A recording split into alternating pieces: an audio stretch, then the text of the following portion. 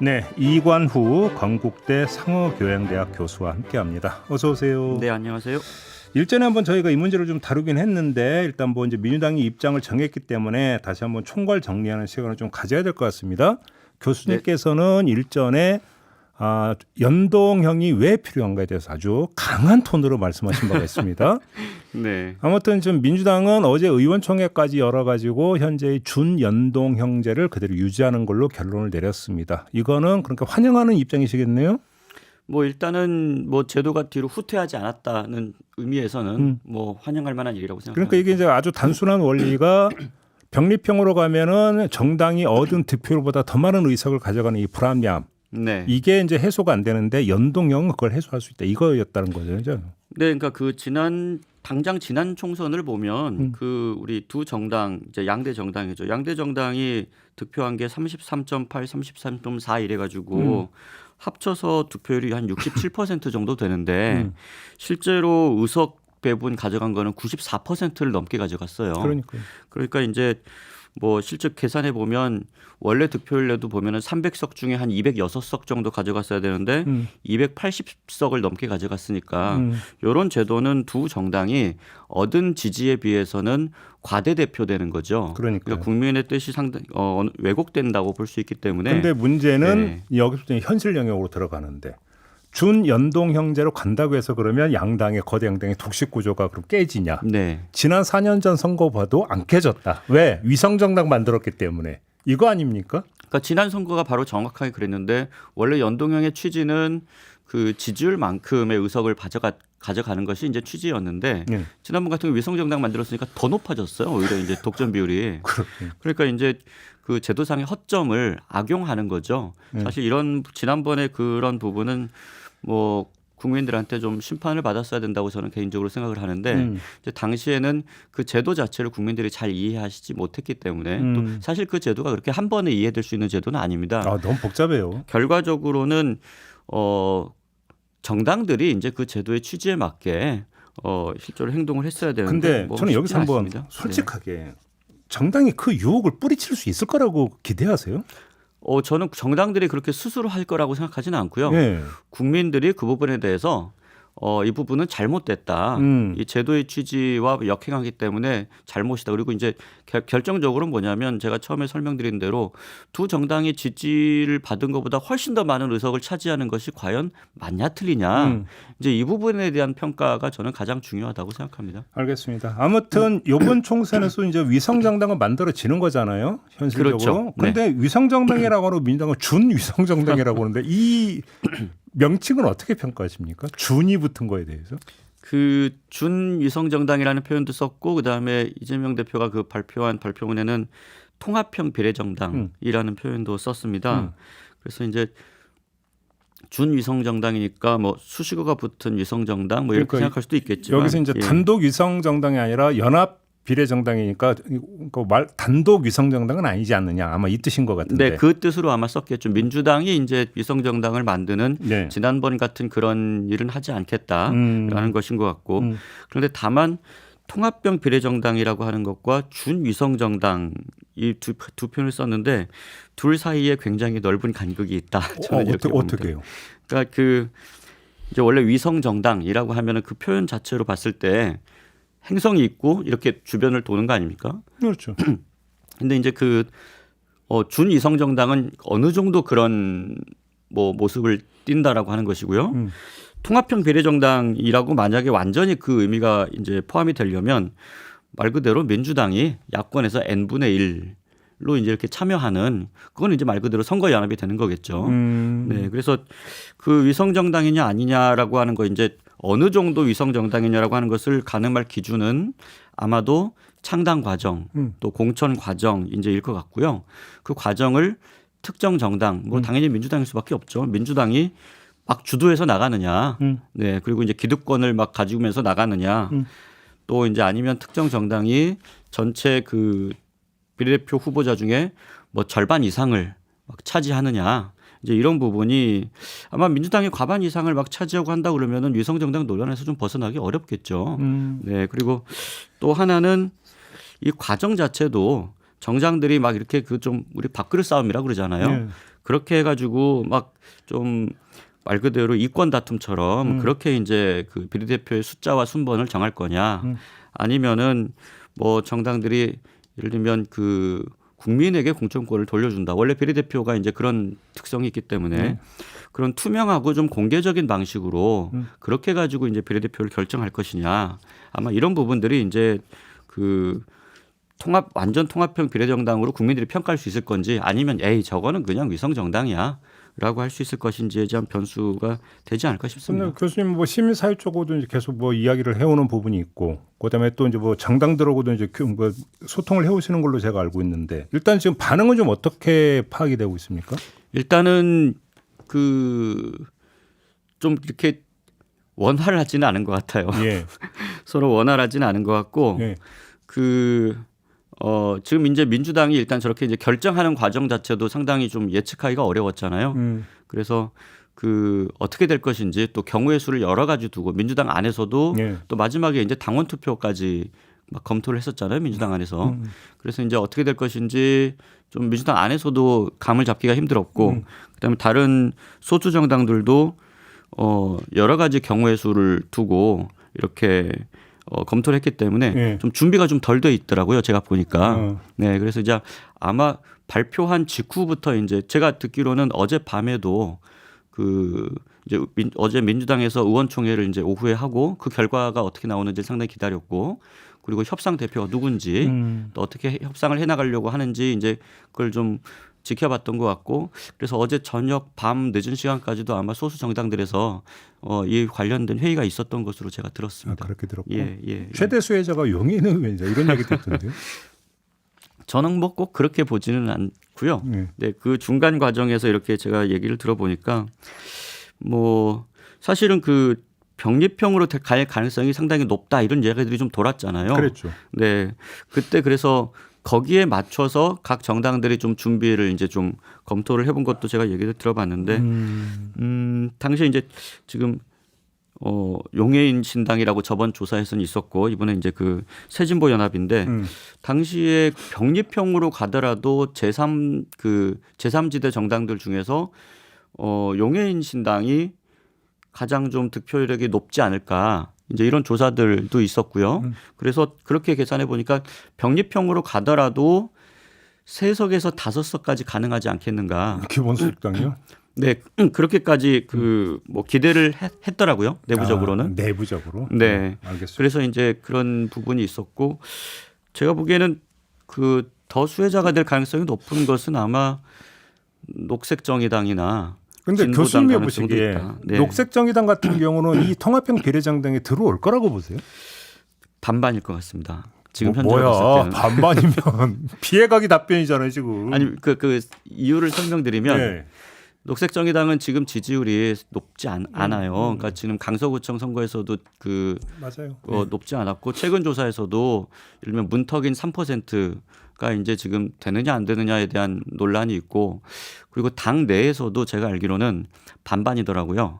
그래서 이제 원외정당이 우리가 원래 이제 진보정당이기 때문에 원외정당이 되더라도 그렇게 원칙적으로 가자 하는 그 세력과 아니다. 그래도 원내 진출을 할 수 있으면 최대한 해봐야 된다라고 하는 세력이 아주 팽팽하게 지금 그 내부적으로 1월 달 내내 여러 가지 회의가 있었습니다만 아마 팽팽했던 것으로 제가 알고 있고 네. 근데 당시에는 이제 선거제도가 어떻게 될지 이제 확정되지 않았기 때문에 네. 또 하나의 변수는 제가 아까 말씀드린 대로 이게 지금 소수 정당들이 납득할 만한 수준의 비례연합 정당이 되느냐 아니면은 이게 그냥 말 그대로 이름만 통합정당이고 그냥 민주당에 사는 거다. 네, 민주당의 들러리 몇 석 정도 이렇게 민주당이 뭐 이렇게 아량을 보이는 척하면서 야 선거제도 이렇게 했으니까 우리가 몇 석 이렇게 줄 거야 이런 정도의 태도라고 하면은 저는 뭐 참여 안 할 가능성도 있고 그래서 요거는 저는 그 아마 당내에서도 팽팽한 것 같고요. 네, 그다음에 그런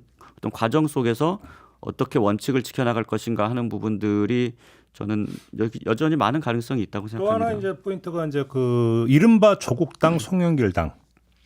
아까 이제 저희가 이제 그 본방에서 정성호 의원한테 이제 인터뷰하면서 이걸 물어봤더니 그 정성호 의원은 상당히 부정적으로 이야기하더라고요. 네. 부정적으로 이야기를 하던데 만약에 정말로 이른바 조국당과 송영길당 이런 게 정말로 추진이 돼서 우리도 그 통합비례정당에 함께하자 이럴 가능성이 있다고 보세요? 높지 않다고 생각합니다. 높지는 않다. 그러니까 일단 첫 번째로 송영길 당은 저는 이건 아마 그냥 이건 납득하기 굉장히 어려울 것 같아요. 굉장히 많은 분들이 네. 이 이미 뭐 그 돈을 네. 조성했다라고 하는 어떤 뭐 그 윤관석이나 이런 분들이 일단 유죄 1심이지만 유죄 판결이 나왔어요. 이제 그런 부분들이 이제 일단 이미 있고요. 그리고 저는 뭐 그런 어떤 사법 처리 과정과는 별도로 최근 몇 달 동안에 송영길 전 대표가 보여준 여러 가지 어떤 정치적인 언행이 아마 득표에 저는 도움이 되리라고 생각하는 사람은 거의 없을 거라고 생각합니다. 조국당은 있고 거기는 아직 변수가 좀 있는 것 같아요. 그래요? 변수가 있는데 이제 당장 내일 그 재판 결과가 이제 상당히 가장 중요한 변수가 될 것 같고요. 네, 그리고 그게 이제 1차적으로 아마 큰 변수가 될 거고 또 하나는 이제 그 아마 조금 거기는 준비하는데 그래도 조금 더 시간이 걸릴 것 같으니까 먼저 이렇게 참여하게 되는 비례연합정당에 참여하게 되는 정당들이 어떤 입장을 가지고 있을 것인가 또 민주당 안에서도 당장 제가 보기에는 지역구 의원들이 가장 큰 목소리를 낼 거예요. 그래서 이게 도움이 된다라고 이제 주장하는 사람들이 많을지 아니면은 굳이 그 부분은 부작용이 있기 때문에 무리하지 말자라고 하는 의원들이 더 많을지 그런 부분들이 저는 변수가 될 거기 때문에 그렇게 놓고 본다면 이른바 조국당 송영길 당을 배제를 하고 놓고 본다면 결국은 통합 대상이라고 하는 게 그 새 진보연합하고 녹색정의당, 네, 뭐 진보당, 네, 이 정도가 되는 거 아니겠습니까? 네, 뭐 그 정도 정당인데요. 그리고 사실상은 이게 지금 방금 세 가지 이렇게 그 어떤 정당 세력으로 이렇게 말씀하셨는데 이게 한 지난 주말 전까지만 해도 당 개수로 따지면은 6개 정당이었죠. 녹색당, 그다음에 이제 그 새진보연합도 3개 정치 세력이 이제 맞아요. 예. 합친 거라서 그래서 이제 6개 정당이었다가 지금 이제 이게 3개로 줄어든 건데, 그러니까 이제 여기도 보니까 각각의 내부 사정이 상당히 복잡해요. 아이고. 예, 그래서 아마 여기 상당한 제가 그래서 그 정당들 간의 개별 협상 가지고는 아마 도저히 타협점을 잡기가 힘들 거고 네. 한 정당 안에서도 이렇게 그 연합파와 반연합파들이 있는데 각각 이제 입장이 다른 정당들끼리 모였기 때문에 정당들 간의 협상으로는 제가 보기에는 이게 쉽게 이루어질 것 같지는 않고 아마 그냥 보기에는 그 시민사회나 뭐 그다음에 뭐 그 민주당에서 뭔가 합리적인 안을 이렇게 제시하면 거기에 따라올 수 있지 않겠는가라고 정성호 생각합니다. 의원은 그러니까 A 당에 그러니까 지분 얼마 주고 네. B 당에 얼마 주고 이런 게 아니라 결국은 어떤 그 인물 중심으로 해서 인물의 전문성 중심으로 해서 이제 뭐 개별 그러니까 후보로 어떤 그 공천하는 이런 그림을 이야기하더라고요. 그러니까 그게 이제 그 아이디어 차원에서 계속 좀 얘기됐던 것으로 제가 알고 있는데, 그러니까 이제 각 정당에서 각 정당의 정체성들이 있잖아요. 지금 소수 정당들이 그렇죠. 각 정당의 그다음에 또 민주당도 아마 상징적으로 내세우고 싶은 그런 분들이 있을 거예요. 네. 이제 그런 분들을 추천을 해가지고 각 비례대표로 추천을 해서 그 인물들이 충분히 사실은 지금 제일 관심 뭐냐면 지역구원들이 내 지역구의 그 득표에 도움이 될 만한 비례대표들을 좀 공천해 달라는 겁니다. 그러니까 이제 그게 사실은 인물들이 좋아야 되고 충분히 국민들이 보기에 훌륭하다. 두 번째는 각 정당의 정체성이 다양하게 있는데 그 부분들이 이렇게 반영이 되어서 나는 예를 들면 비례정당에서 어떤 소수 정당을 지지하지만 이번에 이제 민주당과 같이 연합정당을 만들었기 때문에 지역구에서 내가 민주당을 찍어줘야 되겠다. 아니면 지역구에서 후보 단일화가 이루어진다. 이제 하는 그런 효과를 사실은 기대를 하는 거거든요. 네. 예, 그래서 이제 아마 그런 각 정당의 정체성에 맞는 다양한 후보들이 비례대표군으로 나와줘야 결국은 지역구에서 그러니까 여기서 이제 지역구라고 하는 걸 말씀하시는 건 예를 들어서 이제 이게 그 통합형 비례정당이 만들어져서 이게 원활하게 굴러간다면 예를 들어서 어떤 다른 소수 정당 후보가 민주당 그러니까 후보 입장에서는 다른 소수 정당 후보가 내 지역구에 출마해서 다만 1%라도 표를 갉아먹는 것을 막을 수 있지 않느냐 이런 기대감을 이제 말씀하시는 거죠. 지금 이제 이번에 그 연동형을 계속 하자라고 이제 지지했던 의원들이 마지막에 80명 정도까지 이제 그 연명이 늘어났는데 사실 그때 이제 민주당에서 당원 투표 얘기를 이제 병립형 주장하셨던 분들이 당원 투표 얘기를 한 이유는 그 전까지는 당내 원내에서는 과반을 넘은 적이 없었어요. 연동형을 주장하시는 분들이. 그런데 이제 뭐 과반을 육박하는 숫자까지 간 적은 있지만 이렇게 넘어간 적이 없고 80명이라고 하면은 과반을 거기 이제 당직이라든지 이런 걸 맡고 있는 분들은 서명할 수 없었기 때문에 그 입장 표명을 이미 한 분들 따지면 거의 90명 가까운 분들이 연동형을 지지했던 건데 그렇게 확 늘어난 이유를 제가 물어봤더니 12월 연말 연초에 경선이라든지 이런 준비를 위해서 지역구 이렇게 그 새해 인사 겸 돌아봤는데 박빙이더라. 수도권에서 박빙이고 조사를 해본 결과를 보니까 소수 정당 지지가 1, 2% 네, 야권으로 이제 그 분류할 수 있는 그래서 이거는 비례연합정당을 통해서 이제 민주당에서 이제 얘기하는 어떤 그 뭐 윤석열 정부 심판 프레임에 이렇게 같이 동참하는 것이 절대적으로 선거에 유리하겠다 이런 현실적인 판단들이 상당히 있었던 것 같습니다. 박빙이란 게 민주당 대 국민 후보, 국민의힘 후보 간의 네, 박빙이라는 얘기가 되는 거고 네. 이런 박빙 상황에서 소수 정당 후보가 나와서 민주당 후보의 표를 갉아먹으면 질 수도 있기 때문에 네. 그러니까 지역구 출마를 자제시키고 제어하기 위해서는 연합비례정당이 필요하다. 그쪽으로 흡수하는 게 낫다. 이렇게 봤다는 거죠. 그런 측면도 있고 또 한편으로는 이제 또 지역구 출마를 원하는 소수 정당들도 있지 않습니까? 그렇죠. 특히 이제 진보당 같은 경우에는 수도권에 거의 한 60명 가까운 지역구 후보들을 낸 것으로 알고 있는데 이런 경우에는 아마 지역구 협상도 아마 같이 이루어질 것 같아요. 이제 지역구를 후보 단위로 얘기하는 거죠. 네, 전면 배제하기는 어려울 것 같고 그래서 그 지렛대로 이제 통합형 비례정당이 만약에 그 협상의 과정에서 이게 도움이 될 수 있지 않을까 이제 이런 여러 가지 판단들이 있었던 것 같습니다. 그런 거에 비하면 국민의힘의 어떤 위성정당이 국민의 미래는 되게 지금 심플해요, 그냥 그죠? 만들어서 그냥 임하면 되는 거잖아요. 그러니까 국민의힘은 이 제도의 그 연동형이라고 하는 제도의 정당성을 한 번도 인정한 적이 없어요. 네. 사실은 지난번 그 선거법을 만들 때도 처음부터 우리는 이 제도가 그 좋다고 생각하지 않기 때문에 위성 정당을 만들겠다 이렇게 이제 그 얘기를 했고 또 지금 이 제도를 만드는 과정에서도 그 입장을 한 번도 병립형이라고 하는 입장을 획일한 입장을 바꾼 적이 없기 때문에 뭐 여기는 국민의 미래를 만들어서 가겠다 이제 이렇게 되는 거죠. 그래서 결과적으로는 이렇게 될 것 같습니다. 그러니까 그 국민의힘 지지자들 아까 아주 강성 지지자들은 이 위성 정당이 어떤 뭐 그 정치 도의상 이렇게 옳으냐 틀리냐 이렇게 별로 고민 안 할 것 같아요. 그냥 찍는다. 네, 그럴 가능성이 높고. 근데 혹시 다만 국민의힘 지지층의 일부가 그 비례 투표에서 개혁신당을 찍을 가능성은 어떻게 보세요? 저는 그럴 가능성이 있다고 생각합니다. 그래요? 네. 그래서 뭐 거기는 어쨌든 지역구에서는 당선될 후보를 찍어주겠지만 지금 뭐 대통령 지지율이 이렇게 이제 떨어지고 있고 하는 부분을 보면은 네. 보수 지지자지만 약간 경고를 좀 할 필요가 있겠다. 그다음에 나는 보수가 이쪽으로 좀 가는 게 좋겠다. 사실은 뭐 그런 이탈표를 좀 줄이기 위해서 네. 국민의힘에서 유승민 전 의원도 좀 이렇게 설득해서 주저앉히고 이제 아마 그런 노력들을 했겠죠. 그러니까요. 그럼에도 불구하고 그러니까 그 부분은 저는 국민의힘에서 국민의힘 위성정당을 어느 정도 찍을 것인가는 제가 보기엔 공천의 과정.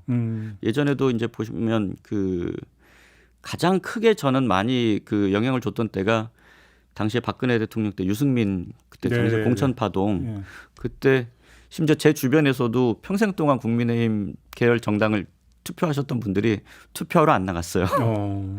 네, 근데 이제 그때 그래서 그 선거에서 박근혜 대통령이 처음 지면서 이제 바로 레임덕이 시작되고 최순실 스캔들까지 이제 나오게 되는 그런 과정이 있었고 결국은 그 공천 파동이 탄핵 과정에서도 국회 투표 이제 표결 과정에서도 영향을 줬지 않습니까? 그래서 저는 이제 이런 부분들이 있기 때문에 이미 한번 경험이 있어서 저는 그 이탈표를 최대한 줄이려고 저는 하지 않겠는가. 그러니까 이제 조금 전에 앞서 이제 그 여론조사 전문가 두 분하고 이제 이야기를 나눴는데 두 분의 이제 그 분석이 국민의힘 지지층 같은 경우 단일 투표 성향이 있다. 그러니까 지역구도 국민의힘, 네. 비례도 국민의힘 위성정당. 반면에 민주당 지지층 같은 경우는 지역구는 민주당이지만 비례는 다른 정당을 네. 찍는 이런 분할 투표 성향이 있었다라고 했는데 네. 사실은 이거는 하나의 어떤 가설이 그러니까 저기 빠져 있는 부분이 뭐냐면 국민의힘 같은 경우는 그 비례정당에 있어서 반개정당이 없었다라고 하는 현실적 요인도 그러니까 어느 정도 영향을 미치는 걸 봐야 되는 거거든요. 네. 그죠? 그러니까 4년 전 총선에서도 그 미래한국당이라고 하는 위성정당 말고 거의 어떤 그 대체될 수 있는 대체제 성격의 보수 비례정당이 없었기 때문에 네. 결국 선택지가 없어서 나온 결과일 수도 있는 거잖아요. 네, 그럴 가능성이 있고요. 또 하나는 그러니까 이제 보통 우리가 분할 투표하는 걸 스플릿 보팅이라고 해가지고 이제 지역구와 그 비례 정당을 이제 나눠서 찍는 경향이 이제 있었는데 말씀하신 대로 한국의 정당사를 보면 대체로 이제 그 제3 정당들이 물론 뭐 이렇게 과거에 자민련처럼 뭐 그 보수에도 있었지만 그 이후에는 삼김 정치 이후에는 민주노동당부터 시작해서 이제 제3정당이 주로 진보 계열 쪽에 이제 많이 이렇게 그랬죠. 등장을 했었죠. 그랬죠. 그렇기 때문에 이제 거기서 분할 투표가 이제 나타났었는데 지금 사실은 어떻게 보면 그 이준석 신당이라고 하는 이제 표현을 뭐 그렇게 하겠습니다. 이준석 신당이라고 하는 당은 보수에서는 이렇게 기존에 존재하지 않았던 것이고 또 하나 제가 말씀드리고 싶은 것은 이준석 신당의 유권자 지지층이 상당히 그 독특해요. 상당히 독특해서 또 2030 남성 그 유권자들이 여기 상당히 집중적으로 몰려 있는데 이 층이 상당히 견고해요. 견고해서 예를 들면 그 이준석 전 대표가 이제 그 윤석열 대통령을 비판할 때 거기에 대해서 아니 우리 당 아니면 혹은 아니면 보수 세력의 대통령을 저렇게까지 비난해도 되나라고 하는 반감이 일반적으로 있을 수 있는데 이 지지층은 그렇지가 않아요. 그렇지가 않고 아주 일방적인 지지를 계속 보내고 있기 때문에 저는 이 부분에서는 기본적으로 이미 상당 정도의 이탈표는 있다. 다만 그것이 확장성이 어느 정도 있을 것인가는 좀 더 봐야 될 것 같습니다. 근데 그럼 여기서 계산기를 두드려야 되는 게 이준석 신당 입장에서 그러면 빅텐트를 안 치고 그냥 개혁신당으로 임하는 게 더 좋은 겁니까? 아니면 빅텐트를 쳐가지고 민주당, 그러니까 국민의힘은 지지하지 않지만 민주당에 대해서도 흔쾌하게 동의하지 않는 층까지 끌어들이는 게 좋다고 생각하십니까? 그 이제 이준석 대표가 그 전략적으로 판단을 해봐야 될 텐데 이제 최근에 한 2, 3일 사이에서도 지금 거기 약간 그 논란이 있지 않습니까? 그런데 엄밀하게 보면 빅텐트는 지금 갈수록 가능성이 좀 줄어들고 있는 지금 추이인 건 맞거든요. 그런데 네. 문제는 이제 비례정당 같은 건 또 다르게 접근할 수도 있는 거잖아요. 그러니까 이제 선거제에 따라서 또 이제 그 결정이 왔다 갔다 했을 수도 있다고 봐요. 저는 그렇죠. 여러 가지 계산을 했을 수 있다고 보고 또 이준석 대표가 그 빅텐트를 할 것인가 말 것인가 조금 미루는 듯한 모습도 보였잖아요. 1월 말에. 그게 아마 이제 선거제 그리고 이제 각 정당의 지지율, 그 소수 정당의 지지율들 좀 봤다고 생각을 하는데 뭐 예를 들면 이런 겁니다. 확실한 10%의 내가 이 그 지지율을 지킬 것인지 이준석 대표가 아니면 조금 잡음이 있거나 정체성이 모호해지더라도 15% 정도까지의 지지율을 목표로 가볼 것인지 요거는 선택을 해야 되는 거라고 봐요. 그러니까 결국은 이준석 대표의 마음에 달렸다. 이렇게 되는 겁니까? 마음이라기보다는 어떤 전략적인 판단을 하느냐. 알겠습니다. 네, 그렇게 이제 봐야 될 것 같습니다. 그러니까 확장성이 별로 크다고 하지 않으면 굳이 무리를 할 필요가 없겠죠. 알겠습니다. 저는 단순하니까 단순한 질문. 그럼 판이 이렇게 가면은 어느 쪽에 유리하다고 보십니까? 뭐 지금 저는 그러니까 제가 말씀드렸다시피 국민의힘은 뭐 제가 이제 이제 선거제도가 되고 나서 그다음에 현재 지지율이라든지 그다음에 준연동형제가 하도 계산이 복잡하다고 이제 많이들 얘기하시니까 저도 계산을 좀 해봤어요. 이렇게 그 어떤 이제 물론 뭐 저희 가정을 가지고 현재 정당 분포라든지 이렇게 가정을 하고 이렇게 해봤는데 예를 들면 그 국민의힘의 위성정당, 그러니까 그 국민의 미래. 국민의 미래 같은 경우에는 저는 지지율 차이가 크지 않을 거라고 보거든요.